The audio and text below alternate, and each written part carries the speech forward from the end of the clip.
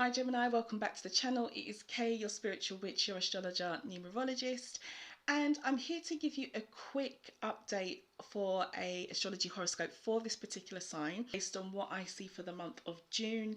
This is based on my own interpretation, understanding, and me as an astrologer. I cannot speak for what other astrologers may find in charts, but this is what I've come up with for this sign for June. So as we start the month, the sun is of course in the sign of Gemini, so happy birthday to you Gemini for whenever your day comes. And so this means that the sun is basically around you and your first house.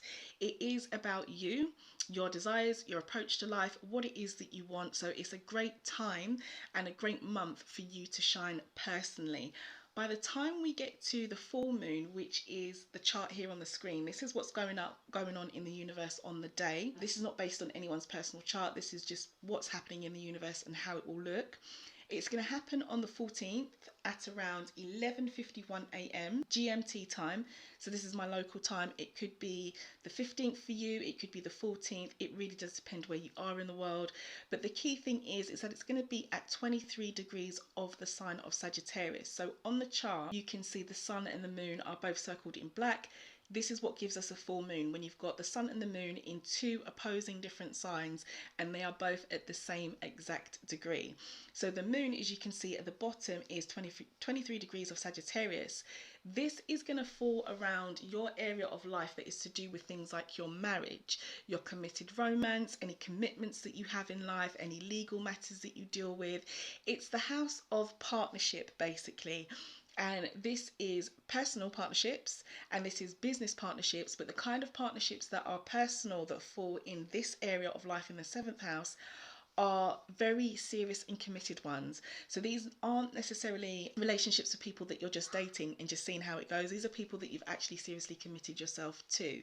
So for the sign of Gemini, you could be feeling the sun's energy around here. You could be feeling the moon's energy around here and the whole full moon, what it brings.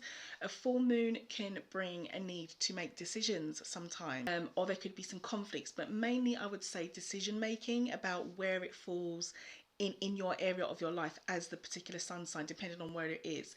And this is because you've got the sun and the moon, essentially they are in opposing signs, so they view life very differently, and so the aspect between them being directly opposite is also an opposition. So how we feel it in our lives sometimes when that's going on in the universe is exactly that. We need to make a decision about something. So it could be a good time this month, certainly as we get towards the full moon, to be thinking about what decisions you need to personally make about your business partners, your business deals, legal matters that you may be involved with, your serious romantic life, your marriage, or anything that you are actually really committed to in life.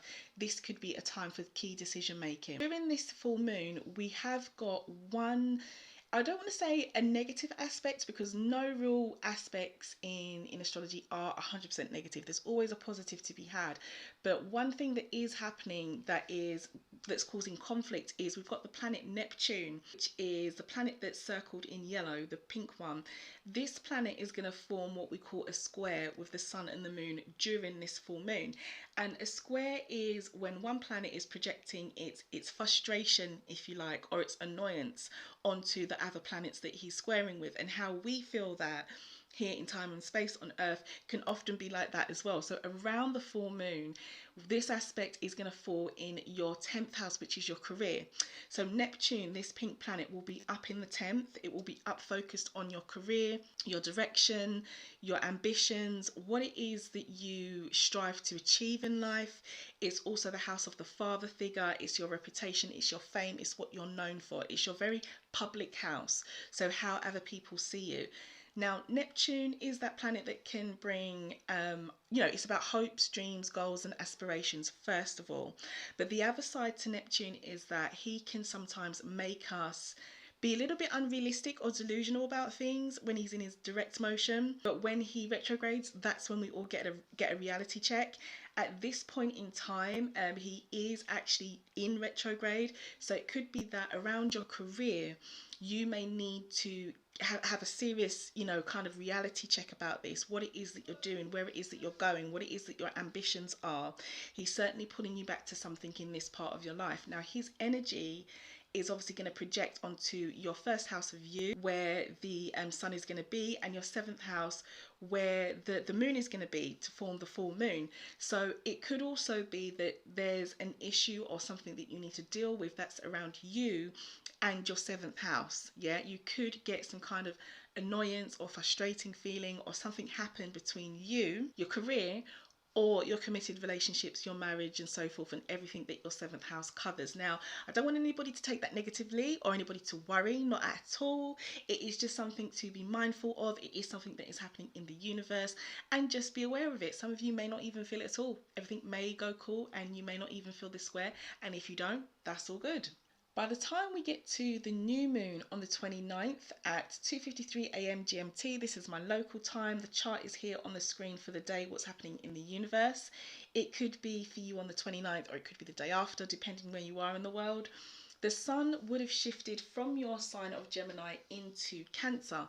So for you, this is actually going to be around your finances. This is going to be your money, what you own, your values, what you value, as in your morals and ethics that you hold as a person. And the physical body also comes under this house of life as well. So you might even feel some growth, some health, some vitality, some good news, and some blessings around this part of your life, which is wonderful. That is a great house to feel some blessings. And the new moon will fall here for you as well. So as you see on the screen, you've got circled in black, you've got the sun and the moon.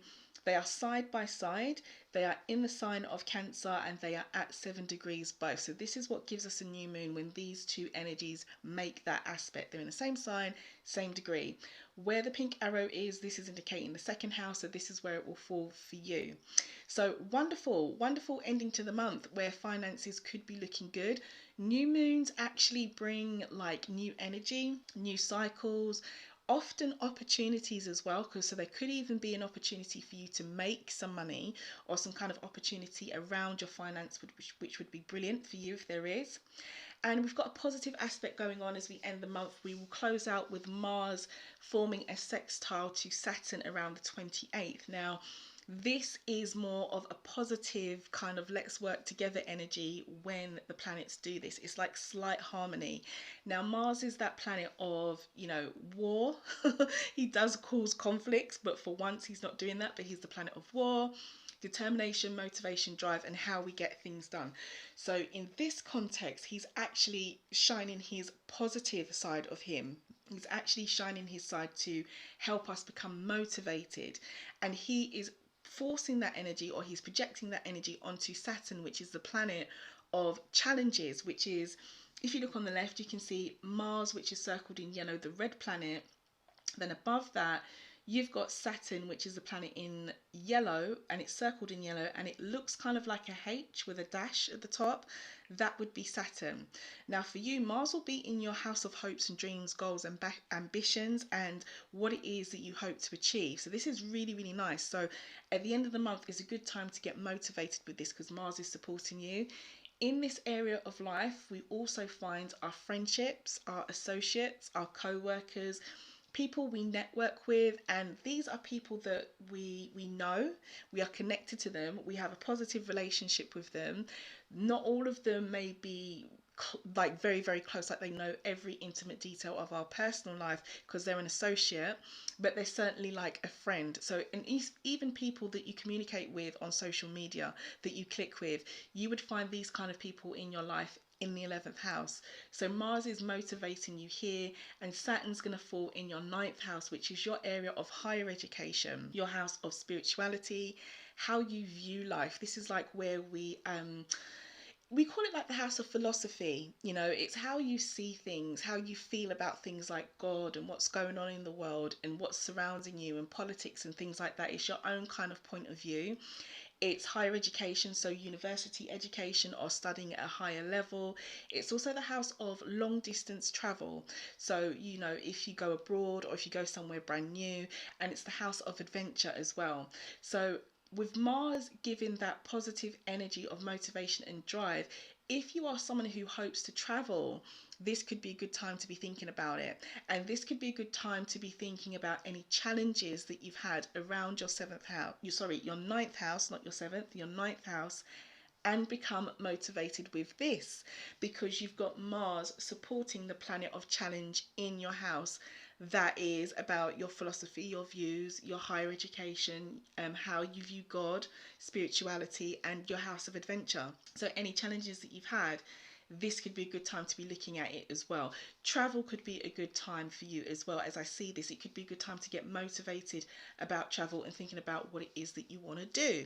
So that's one aspect that's going on during this new moon, as well as everything else. And I hope that is a wonderful end to the month, especially financially for you, because for Gemini, it looks like it possibly could be. There could be something new opening up.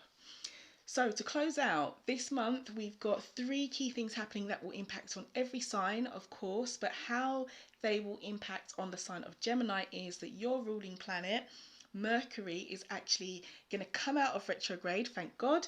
We're in Mercury retrograde at the time of me recording this now, and I'm not a huge fan, but he's going to finally turn direct. So this could mean that communication, thoughts, travel, any kind of conflict or issues that we've had with this, or things that we've had to go over because Mercury is pulling us back, could kind of start to move forward again. He's going to turn direct 26 degrees of Taurus, and for the Gemini sun sign, this is going to fall in your 12th house, and this is a very, very interesting part of life. This is where we are often held back, or we can even sometimes hold ourselves back. This is the house of the spirit, so spirit communication, downloads that you may have for your own spirit guides. This is the house of large institutions and organizations that we work with, which covers things like law enforcement, hospitals. It's the house of mental well-being as well, and it's the house where hidden enemies can show up. By the saying hidden enemies, what I mean is people who pretend to be our friend, or we think that they are our friend, and then we find out later on down the line that they're not, or they've got some kind of hidden agenda. So people with hidden motives can often fall in this house. So with Mercury turning direct here, if you have felt as though you've been held back, or you've had, I don't want to say depression in a negative way, but I want to say if you've not been feeling yourself mentally, if you've been feeling a little bit sluggish, if you've been dealing with large organizations, healthcare, mental health, law enforcement, that kind of thing, with Mercury turning direct here, communication or any conflicts or any issues that you've had could start moving forward, which is great for you. Then we've got Saturn, which is going to retrograde. He's going to retrograde at the beginning of the month on the 5th, 25 degrees of Aquarius. Planets in retrograde, as I kind of said, they pull you back to things, situations, people and places and things, to go over it and experience things again in your life. Now, Saturn is that planet of challenge. As I said to you in the last slide, he's going to turn direct in your 9th house. Sorry, he's going to retrograde in your 9th house, not turn direct. He's going to retrograde, beg your pardon. And that is your house of, spirituality, how you view the world, your house of philosophy, travel that's at a distance, and higher education. So he could be pulling you back to think about or experience things in your life that are linked to this as he retrogrades. Okay, so it could be a good time to go over that and to think about that. Neptune will retrograde right at the end of the month on the 29th in Pisces, and for you this is around your career in your 10th house. So again, you could get, as I mentioned at the beginning, some kind of reality check, or the need to be very realistic when it comes to your career and your direction in life as we move through the month of June. So yeah, this is where his retrograde is going to start. This is where it will be for you, and this is all I have for the sign of Gemini. So I hope you have a wonderful month. I hope everything goes according to plan, and your plans come to fruition and you have a wonderful time. Do give the video a like, subscribe if you're not already. Why not? It'd be great to have you here again to give you another astrology reading or tarot card reading or whatever comes out next on the channel. Do by all means drop a comment. Let me know how it resonates to you. It's always wonderful to hear how these things are received by people, bearing in mind that this is just generally speaking for the sun sign of Gemini. This is not based on anyone's personal chart. This is just generally what I see for the sign, and I guess I will catch you in the next video. So I'll see you then.